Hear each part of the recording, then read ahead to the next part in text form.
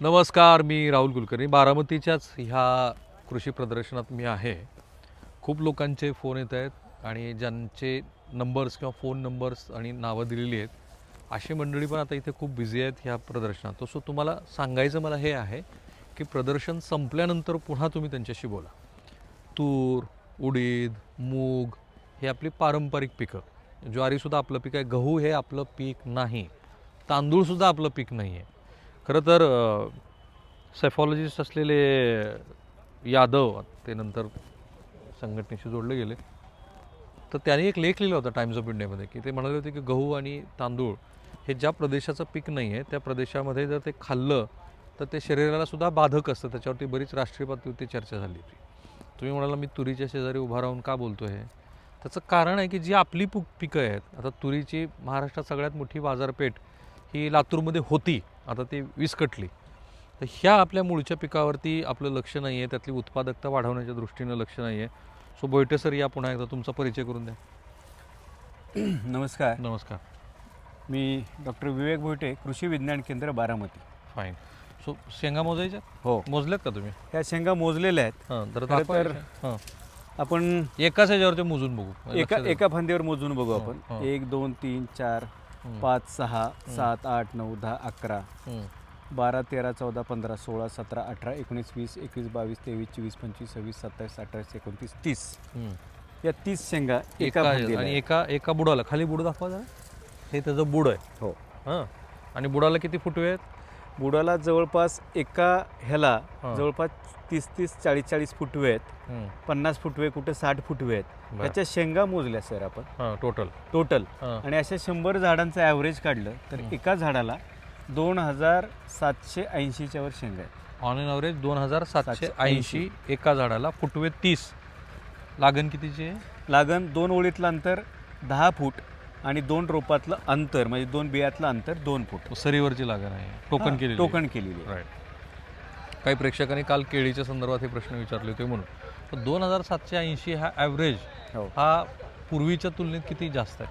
पूर्वीच्या तुलनेत विचार इकडे केला जाऊ. तर साधारणपणे आपण बघा की साधारणतः 400-500 शेंगा जास्तीत जास्त एका झाडाला असायच्या. 400 ते 500. 5 फूट 6 फूट 8 फूट शेंगा या झाडाला जास्त आहेत सर. 5 पट ते 6 पट अधिक हो, आहे. अधिक आहेत.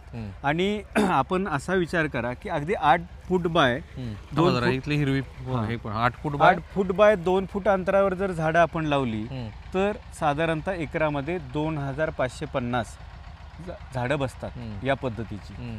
एका झाडाचं आम्ही वजन केलं तर 5 किलो शेंगा 6 किलो बिये निघतात. ओके. त्यामुळं एकरामध्ये या तुरीचं उत्पन्न 15 क्विंटल 16 क्विंटल निघतं. 15 क्विंटल 16 क्विंटल. ही अजून वाळलेली नाही आहे. हो, इकडे या. हा तुरीचा दाना हो, वाळलेल्या म्हणजे ओल्या असलेल्या. जरा वाळलेल्या पण बघा.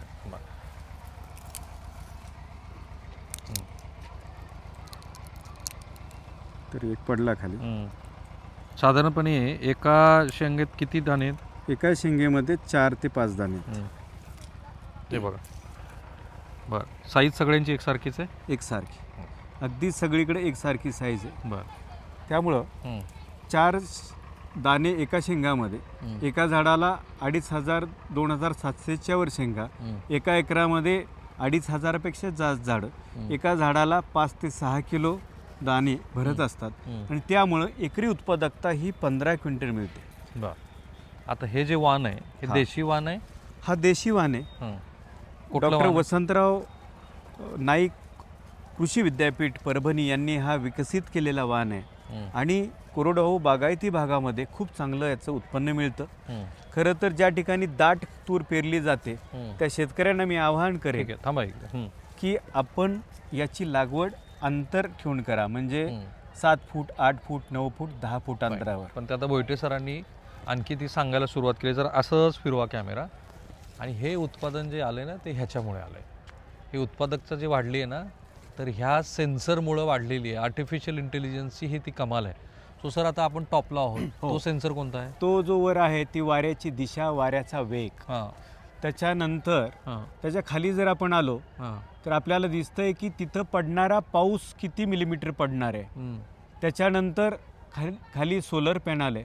त्याच्या खाली लाईटची प्रकाशाची तीव्रता किती आहे हे खाली आपल्याला दिसते. हां, ह्याच्या खाली, त्याच्या खाली आपण बघितलं, अजून खाली घ्या, तर त्याच्यामध्ये आपल्याला अजून असं दिसतं की तिथं सापेक्ष आर्द्रता किती आहे, वातावरणामधले तापमान किती आहे. आणि त्याचबरोबर आता त्या जमिनीमध्ये आपण इथं सेन्सर लावलेले आहेत. हे सेन्सर आहेत. हा, हे सेन्सर आहेत.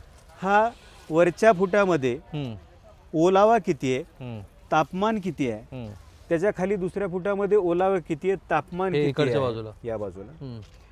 या सगळ्या गोष्टी तासाला रेकॉर्ड होतात आणि ते हे झालेलं रेकॉर्ड झालेले सगळे पॉइंट हे आपल्या क्लाउडला जातं. तिथं माहिती म्हणजे जिथं एक अशी जागा की जिथं ही सगळी माहिती स्टोअर होते किंवा तुम्ही असं एक बँक म्हणा जर साध्या भाषेत तुम्हाला, जी इथले सगळे सेन्सरची इन्फॉर्मेशन माहिती तिथं जाते. फाईन.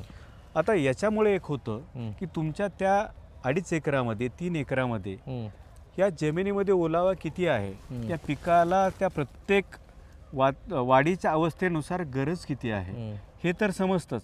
शिवाय याच्यामध्ये अजून एक गोष्ट आपण केलेली आहे की या तुरीच्या झाडावर समजा हे पान आहे हिरवं, आता हे पान आहे हिरवं, परंतु याच्यामध्ये रस शोषणाऱ्या किडीचा प्रादुर्भाव झालाय का, तो होणार आहे का, किंवा रोगाचा कोणता प्रादुर्भाव होणार आहे का, झालाय का, ह्याची माहिती आपल्याला अगोदर मिळते.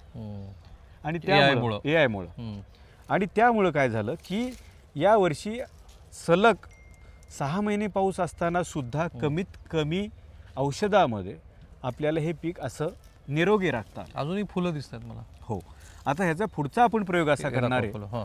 आता हे आपल्याला फुलं दिसत आहेत. आता हे शेंड्याची फुलं आहेत, म्हणजे आता पक्वता होत चाललेली, सगळं सेटिंग त्याच्यामध्ये होतं. हे आहे. दुसरी गोष्ट सर, याच्यामध्ये आपण अजून एक प्रयोग केलेला आहे की आता ह्या शेंगा आपण इथं पक्व झाले, आता आपण हे काढणार इथून, आणि मग हे इथं काढल्यानंतर आपण इथं एक कट करणार प्रत्येक फांदी. ही फांदी इथं कट केली की तुम्ही मागं बघा, इथून परत फुटवे फुटायला सुरुवात झालेली आहे. लागण एकदाच करता काय आता? लागण एकदा करायची आणि हे ज्यावेळेस शेंगा आपण काढून घेऊ त्यावेळेस परत दुसरा बहार येईल. खोडव्यासारखं. किती खोडवे घेऊ शकता तुम्ही? आपण आतापर्यंत दुसरा खोडवा घेतलेला आहे, म्हणजे पहिला खोडवा घेतलेला आहे. आता हा दुसऱ्या खोडव्याची आहे का? नाही, आता हे पहिलं पीक झालं, आता खोडवा घेणार. पण मग आता हा जो डेटा आहे, हो, AI वरची तुरीची शेंग किंवा तूर, हा पहिल्याच वर्षीचा तुमच्याकडे डेटा आहे का आणखी याला काही आधीपासून लागवड झाली होती? आता ही लागवड जवळपास आपण 40,000 एकरावर लागवड केलेली आहे. ह्याचा प्रसार केलेला आहे 40,000 एकरवर. 40,000 एकरावर. आणि हा डेमो प्लॉट नाही आहे? हा डेमो प्लॉट नाही आहे. तर ह्याच्या अगोदर हा वाण लागवड अंतर एकात्मिक शेती पद्धतीमध्ये 40,000 एकरावर आपण शेतकऱ्यांना हा वाण दिला. आणि तिथे ॲव्हरेज किती? त्या ठिकाणी प्रोडक्टिव्हिटी ॲव्हरेज ही 10 क्विंटल 11 क्विंटलपासून 15 क्विंटलपर्यंत उत्पादन शेतकऱ्यांनी काढले. परंतु AI चा वापर करून आपण हे उत्पादन आता 20 क्विंटलपर्यंत. तुम्ही एकात्मिक कीड व्यवस्थापन पण केलंय का? ते आता दिसतं ते. हो, आपण याच्यामध्ये AI म्हणजे माहिती गोळा करणारी यंत्रणा, त्याचं ॲनालिसिस करत असताना अल्गोरिदम तयार करणं, परंतु ह्याच्यामध्ये आपल्याला एकात्मिक शेती पद्धतीचा वापर करायचा आहे. याच्यामध्ये आपण बघा की ही सापळा आहे, त्यामुळे तिथं ज्या रस शोषणाऱ्या किडी आहेत तिथं त्या निळ्या आणि पिवळ्या रंगाला आकर्षित होतात आणि चिकटलेल्या आपल्याला बघू शकतो आपण. सो AI म्हणजे काय, तर इथे जमिनीत आर्द्रता वगैरे किंवा तुमचे जे पोषण द्रव्य आहेत त्या संदर्भातली माहिती संकलित करणारी यंत्रणा. बऱ्याच प्रेक्षकांनी पुन्हा सोप्या शब्दात सांगा असं म्हटलं होतं. ते केळीमध्ये पण आहे, ते ऊसामध्ये पण आहे, ते कांद्यामध्ये पण आहे, आता तुरीमध्ये पण आहे. ती यंत्रणा ह्या वरच्या सॅटेलाईटच्या माध्यमातून एका सर्व्हरवरती, एका अशा सेंटरवरती पाठवली जाते की ज्याला इंटरनेटची कनेक्टिव्हिटी आहे. आणि मग ती माहिती ही त्याचं पृथक्करण, त्याचं ॲनालिसिस होतं. आणि कृषक नावाचा एक ॲप आहे, त्या ॲपच्याद्वारे ती शेतकऱ्यांना ती माहिती त्याच्या मोबाईलवरती मिळते, ज्याच्यातून त्याला हे कळतं की आता मला काय फवारायचं आहे, किती पाणी द्यायचं आहे, किती प्रमाणात द्यायचं आहे. पण तरीसुद्धा आता ही एकरी ह्याला आलेला खर्च किती? आता ह्याच्यामध्ये सर आपला फ्लो कसा असतो थोडक्यात सांगतो आणि खर्च पण सांगतो. शेतकऱ्यांना आपण पहिलं प्रशिक्षण देतो, दुसरी गोष्ट त्यांच्या मातीचं परीक्षण करून घेतो. त्याच्यामध्ये ते मातीचं परीक्षण झालं की त्याचं कुंडली तयार होते आणि नंतर आपण ही सगळी यंत्रणा, माहिती गोळा करणारी यंत्रणा तिथं बसवतो. त्या गावामध्ये जर जास्तीत जास्त शेतकरी असतील 25, 30, 40, तर हेक्टरी खर्च 25,000 येतो.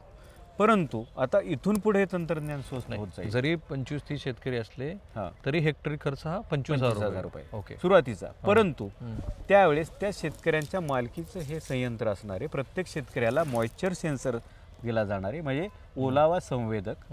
आणि तिसरी गोष्ट सॅटेलाइट मॅपिंग, म्हणजे उपग्रहाद्वारे शेतीच्या तुमच्या प्रत्येक तुकड्याचं म्हणजे 3 बाय 3 मीटरचं. ओके. 3 बाय गुंठ्यापेक्षाही 3 मीटर गुंठ्यामध्ये तर 44 1000 फुटाचा गुंठा आहे, त्याच्यापेक्षा 3 बाय 3 मीटरचं तुम्हाला त्याचे डिटेल्स मिळणार आहेत. ओके. आणि त्यामुळे काय होणार आहे की ते शेतकऱ्याला केवळ पहिल्या पिकासाठी नाही, खोडव्यासाठी नाही, तर तिथून पुढे सुद्धा ती यंत्रणा त्याला वापरता येणार आहे 10 वर्षापर्यंत. आणि खर्च किती आला मग लागवडीचा? लागवडीचा जो खर्च आहे याच्यामध्ये फक्त 2 किलो बी लागतं. मशागत केली व्यवस्थित तर आपण अंतर वाढवल्यामुळे काय होतं की आंतरपीक घेता येतं. याच्यामध्ये तुरीमध्ये अंतर घेऊ शकतो. आंतरपीक. दिसतंय सरीतलं अंतर किती आता हे सांगितलंय मग हे 10 फूट आहे. शेतकरी 7, 8, 9, 10 ठेवू शकतात. आणि याच्यामध्ये एक आम्ही शेतकऱ्यांना सुचवू शकतो की याच्यामध्ये तुम्ही उडदासारखं पीक घ्या. धारवाड कृषी विद्यापीठाची DU-1 हा जर वाण आपण घेतला तर त्याच्यामधून शेतकऱ्यांना 6, 7, 8 क्विंटल पर्यंत उडीद 2 महिन्यामध्ये काढता. म्हणजे तुमच्याकडे 15 क्विंटल प्लस तुमचा 6-7 क्विंटल असं एक 22-1 क्विंटलचं उत्पादन तुम्ही घेऊ शकता. दुहेरी पीक पद्धती. ते एकमेकांना पूरकच आहे. उडीद एकमेकांना पूरक आहे. जोपर्यंत उडीद वाढत असतो तोपर्यंत तूर ही अगदी हळूहळू वाढते. आणि उडीद काढून झाला की आपण परत तुरीला भर लावतो. आणि त्यामुळं काय होतं की द्विदल वर्गीय हे पीक असल्यामुळं जमिनीमधला सेंद्रिय कर्ब वाढतो. आज आम्ही बघितलेलं 40,000 एकरामध्ये आपण बाहेरून खत आणा म्हटलं तर आज ती परिस्थिती शेतकऱ्याकडे नाही आहे. आणि मग सगळ्याच शेती पद्धतीमध्ये म्हणजे नैसर्गिक असू द्या, सेंद्रिय असू द्या, ह्या सगळ्या शेती पद्धतीमध्ये आज या पीक पद्धतीचा अवलंब आपण केला पाहिजे. ठीक आहे. आता तुरीला भाव काय? आता तुरीचा भाव हा MSP आपण बघितली तर ती साधारणतः 7,000च्या वर आहे. 7,000 रुपये MSP आहे. MSP 15 पाचोदरशे. हो. 1,05,000 रुपयाचं तुम्हाला उत्पन्न किती महिन्यात मिळतंय? हे उत्पन्न आपल्याला 6 महिन्यात मिळतं. 6 महिने. आणि उडदाचा जो उत्पन्न आहे ते जर 7 ते 8 क्विंटल धरलं तर आपल्याला त्याचे परत 8,000 रुपये प्रमाणे 8,756 1.5 लाख रुपये तुम्हाला उत्पन्न मिळतं. हो. खर्च आणि वजा हे जाता 6 महिन्यामध्ये. ठीक आहे. खर्च वजा जाता त्याचा जो नफा आहे तो तुम्ही तुमच्यासमोर कॅल्क्युलेट करा. माझा प्रयत्न काय आहे की हे तंत्रज्ञान ना, हे KVKचं प्रमोशन आहे बारामती कृषीचं. तुमचा नंबर सांगा पैठे सर. माझा नंबर आहे 77-2-008-91-77. फाईन. त्यांना तुम्ही प्रश्न विचारा. हे त्यांचं प्रमोशन नाही आहे ना, ह्या त्या वाहनाचं प्रमोशन आहे. फक्त मला तुम्हाला एवढंच सांगायचं आहे की हे जे बदलतं तंत्रज्ञान आहे ना, ते तुम्ही आता स्वीकारा. त्याच्याशिवाय काही पर्याय नाही. अर्थात सरकारला मी हे प्रश्न जरूर विचारेन की ही उत्पादकता वाढल्यानंतर त्याच्या भावाचं काय करायचं. कारण MSP प्रमाणे सुद्धा आपल्याकडे सोयाबीनची खरेदी होत नाही, तुरीची खरेदी होत नाही. ही वास्तविकता आहे. ऊसाला सुद्धा बघा, त्या दालमियाने काहीतरी 3600 वगैरे भाव दिला. तर ह्या पट्ट्यामध्ये 3200, 3300, 3400 वगैरे भाव आहे. मराठवाड्यामध्ये तर 2800वरतीच साखर कारखाने रेंगाळलेले आहेत. पण तो प्रश्नसुद्धा मी निश्चितपणे घेईनच हातामध्ये. माझा प्रयत्न हे बदलतं तंत्रज्ञान तुम्ही कसं घेणार आहात त्या संदर्भात. थांबूया आपण इथे.